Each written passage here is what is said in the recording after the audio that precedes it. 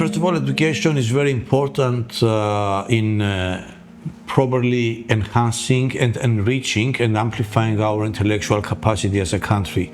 In gender equality or inequality, it's like leaving untapped the potential of 50% of your workforce.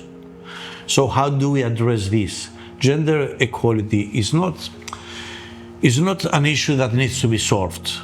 Gender equality is the solution to many of our challenges that we have as a society. And education in the broader sense, not just Ministry of Education or education system, which has its challenges, and we'll have to see how we fix these challenges. But education starts from the family. Education starts from the society. It's a societal issue. It's a family, the way we bring up our kids, the way that the various institutions, including government, but also other institutions, live up to the proper way of behavior and being a role model for our youngsters.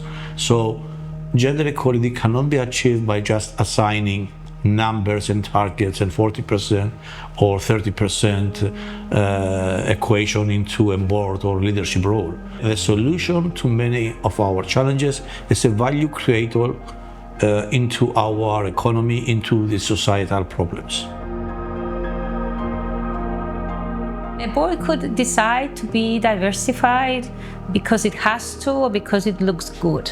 So you have a lot of token women to check, to tick the boxes, to sit around that table. The big question is, are these women listened to? Do they feel that the board is a safe space where they can actually express their own ideas and opinions without being ridiculed, without being put down, and without being ignored? And it is a special art, and is a learned skill to be able to create safe spaces if you're the chairperson for everyone who sits around that table to be able to say what they think, and for the board to make decisions which are high quality. Because this is what research shows. Diversity on its own doesn't work. Diversity needs to be coupled with inclusion. And this is what the latest research shows to produce better results for any decision-making process. So there's a responsibility. It's part of corporate governance. It pays, and it should be a conscious decision to promote this kind of culture in a company. Knowledge is very important for women on boards. Knowledge when it comes to the technicalities of how governance, good governance, or fair leadership process in governance needs to function in a board dynamic. The board is a very dynamic place or center for decision making.